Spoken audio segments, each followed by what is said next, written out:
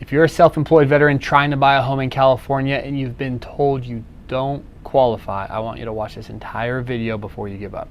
California is one of the most expensive real estate markets in the country, and self-employment income is one of the most misunderstood income types in mortgage lending. Put those two things together, and you get a lot of veterans who walk away thinking the answer is no, when the real problem was just the wrong lender or nobody taking the time to actually explain how it works. In this video, I'm going to show you exactly how your income gets calculated as a self-employed borrower, and then I'm going to walk you through two real California properties and show you what approval actually looks like on a real file. My name is Dallas Frye. I'm a former Marine Corps infantry officer turned loan officer. I help veterans all over the country use their VA loan benefit, including self-employed veterans buying in high-cost markets like California. And just a quick note, before we get into it, if you don't live in California and you're watching this because you want to understand how self-employment income works for a VA loan, this video is still going to be a great resource for you. But I've also made a video that covers self-employment income specifically without the California market context. That link is in the comment section below. Now let's get into it. California is one of the best states in the country for veterans to use a VA loan.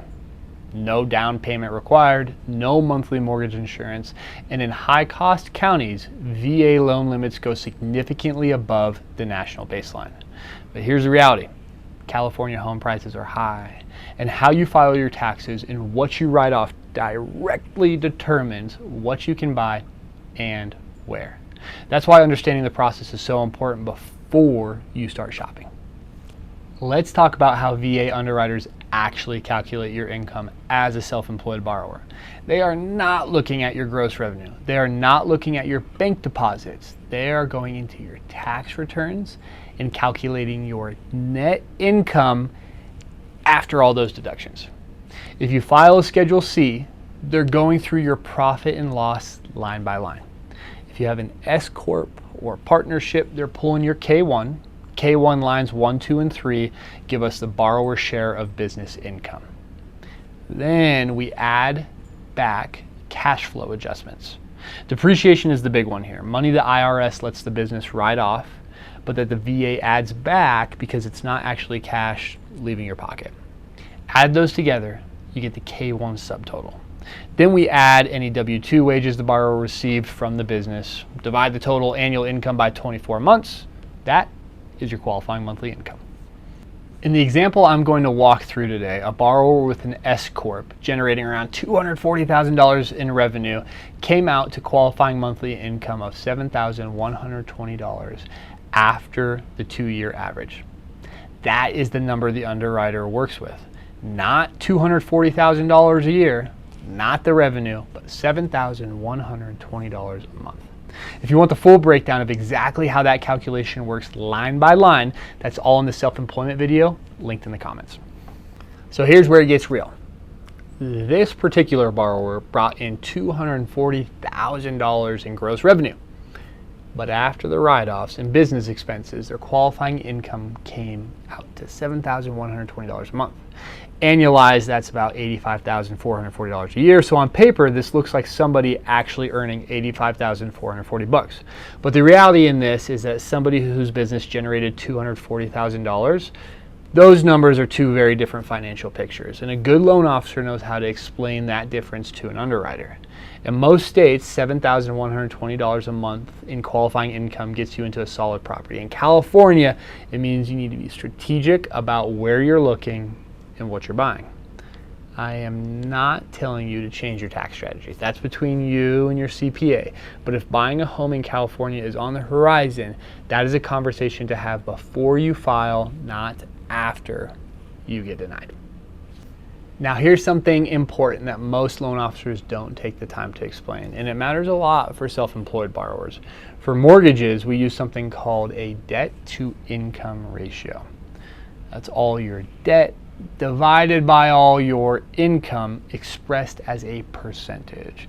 What we always want to shoot for is that your total housing payment is no more than 25% of your gross, that's pre-tax monthly income. So if you're making $20,000 a month, we don't want your housing payment to be more than $5,000. Now here's where self-employed borrowers need to pay close attention. A $5,000 a month mortgage payment is very manageable for someone generating $240,000 a year in revenue. But if somebody is truly only taking home $7,000 a month, a $5,000 mortgage payment means they are completely house poor. No money for investing, no money for giving, no money for eating good foods or taking vacations with your family.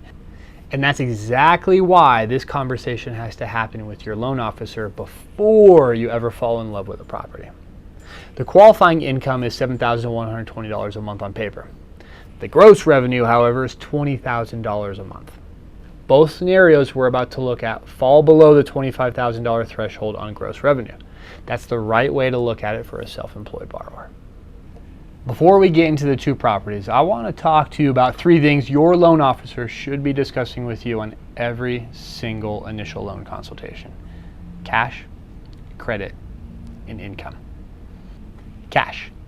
How much are you bringing to the table? With a VA loan, you can potentially close with a zero down, no closing cost, and no buyer agent fee if you structure the offer correctly. So a true no money VA loan.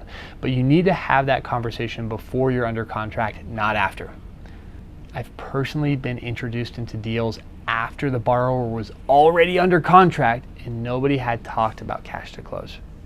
It gets really uncomfortable really fast. You're suddenly looking at 2 to 4% of the purchase price you need to come up with, and there's no time to negotiate it into the deal. If you need to close in 30 to 60 days, be prepared to potentially pay your own closing costs. You might still be able to get the seller to cover your real estate agent's commissions and fees, but if you really want that house on a tight timeline, you might need to bring cash to close. These are all strategies you can work through with your loan officer, but only if you have the conversation early. Credit. Here's something most veterans don't know. Technically, there is no credit score minimum for a VA loan. That is straight out of Chapter 4, page 36 of the VA pamphlet 26-7. I've gotten veterans with 467 FICO scores approved. It's easier with an 808, but the VA's own guidelines do not set a hard floor. What that means for you is this: if a lender is telling you no based on credit score alone, they may be applying their own overlays, their own internal rules that are stricter than what the VA actually requires. Make sure you're working with a lender who goes off the VA's rules, not their own. Below 640, we may be in a manual underwrite territory, which means more paperwork and more work on everybody's part, but it is not an automatic no. Income. We've already talked a lot about income, but for self-employed borrowers, the qualifying income is a reduced number because of write-offs. Again, we just walked through all of this, but a good loan officer is going to help you understand what that number actually means for your purchasing power and make sure you're not getting into a payment that's uncomfortable, even if the underwriter technically approves it. So here are the questions a good loan officer should be asking you before you ever look at a property. What's your timeline? If you can wait 6 months, that's a strong negotiating position. You can ask sellers to cover closing costs, buyer agent commission, and potentially get a price reduction. If you need to close in 30 to 60 days, you need to be prepared to potentially pay your own closing costs like we talked about. And you lose some negotiating leverage on price. You need to have that conversation with your loan officer on day one. Another question they need to ask is, where do you want to live? General location, city, neighborhood. There's real strategy involved in this, especially in California, where markets vary dramatically between cities and property taxes vary significantly between counties. What property type are you looking at? This matters more than most people realize. I made a mistake on my first house buying a townhouse without fully thinking through the long-term implications of that decision. Townhouses appreciate at roughly 2 to 3% nationally. Single-family homes run about 5 to 6%. And if your plan is to eventually rent the property out, a townhouse with zero down in most scenarios will not cash flow. The rent won't cover the mortgage unless you've put at least 20% down. Have that conversation with your loan officer before you fall in love with a property. How long are you planning to stay? This question matters more than most people realize, and it ties directly back to the property type. The only time a condo or townhouse makes sense, in my opinion, is if you plan to buy and hold for over 5 years and plan to actually live in it for at least 5 of those years. Here's why. Unless you put a significant down payment down, if you try to rent out a condo or townhouse quickly, you're going to be paying money out of your pocket for somebody else to live in your property. You won't cash flow, and you're usually going to be unhappy with that situation. Single family homes appreciate faster, which means you can start renting them out sooner and actually cash flow sooner. And depending on the state, if you have a homestead or property tax exemption, that changes the math even more in your favor. In a state like Texas, for example, a strong property tax exemption on a single family home can get you to positive cash flow within the first year. So think hard about your timeline before you commit to a property type. If you're only going to live there 1 to 3 years, single family home almost always wins. Long-term hold and you plan to live there, a condo or townhouse can work, but go in with realistic expectations. All of these answers shape the advice your loan officer should be giving you. Now, let's apply all of this to a real scenario. Same self-employed borrower we've been talking about, $240,000 in business revenue, qualifying monthly income of $7,120 after the 2-year average. Monthly liabilities under $550, one vehicle payment around $408, and a small amount of other debt. Total outstanding liabilities or debts, $30,000. Both properties here are in California. $460,000 purchase price, HOA $756 a month, homeowners insurance $120 a month, property taxes $259 a month according to Zillow. Total estimated monthly payment approximately $4,182. The HOA is the number that stands out here. $756 a month is significant. HO fees count against your debt to income ratio the same way a car payment does. At $4,182 a month total, this borrower is at approximately a 60% debt to income ratio based on their qualifying income. That number looks high on paper, but remember, we just walked through why the qualifying income has been reduced by write-offs. A 60% DTI on qualifying income for someone generating $240,000 in revenue is a very different risk profile than a 60% DTI on someone taking home $7,120 a month without any write-offs, a W-2 borrower. The borrower needs to understand that context. The loan officer needs to be able to explain it to the underwriter. The other consideration here is the property type. This is a condo. Condos generally appreciate slower than single-family homes, and depending on the HOA rules, your ability to rent it out later might be restricted.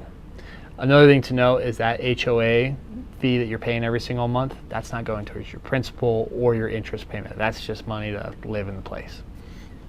Here's the other property, Victorville, Spring Valley Lake, place I was born. $475,000 purchase price. HOA $138 a month. Property taxes approximately $420 a month. Homeowners insurance estimated $200 to $300 a month. The total estimated monthly payment, $3,905.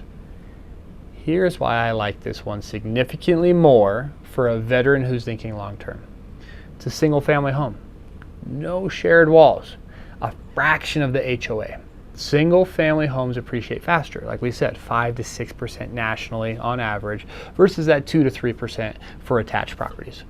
If you ever want to turn this into a rental, you have a lot more flexibility with a single family home than you do inside of an HOA governed condo community. Personally, I've experienced this where they can only have so many renters in the HOA at a time. There's fewer restrictions, better appreciation, lower monthly overhead for building long-term wealth with a VA loan. This property checks a lot of the right boxes. And at $3,905 a month against a borrower generating $240,000 in revenue, this is a comfortable scenario. I choose single-family home every time. So here's a recap. Self-employed veterans can absolutely use their VA loan in California. Your qualifying income is based on net taxable income after deductions, not the gross revenue. This borrower had $240,000 in revenue and $7,120 a month in qualifying income. You got to know your numbers before you shop. Always shoot for your housing payment to be no more than 25% of your gross monthly income. For self-employed borrowers, make sure your loan officer is doing that math off gross revenue, not just qualifying income. Technically, there's no credit score minimum for a VA loan. If a lender is telling you no based on credit score alone, ask them if that's their overlay or the VA's actual guideline, and you already know the answer to that. Cash to close must be discussed before you're under contract, not after. Single-family homes build more long-term wealth than condos or townhouses in almost every scenario. The only time a condo or townhouse makes sense is if you plan to live there for at least 5 years. Both properties we looked at are workable for this borrower, but the Victorville single-family home wins on fundamentals every single time. If you're a veteran and you feel like somebody talked over your head, didn't really explain your VA loan benefit clearly, or made you feel like you weren't going to be able to use the benefit you earned, then you might just need a better game plan or a second opinion. A lot of times one lender saying no does not mean the answer is permanently no. If you want help building an action plan, figuring out whether this is an overlay issue or just understanding how to better leverage your VA loan benefit, reach out to me directly. Look me up on DallasFrye.com. A link to my contact information is in the comments. And if this video helped you, subscribe to the channel, comment on videos you want to see more of, or any questions you have, because we put out VA loan education videos every single week designed to help veterans build wealth through real estate. And if there's a specific topic or city you want to cover next, drop that in the comments too.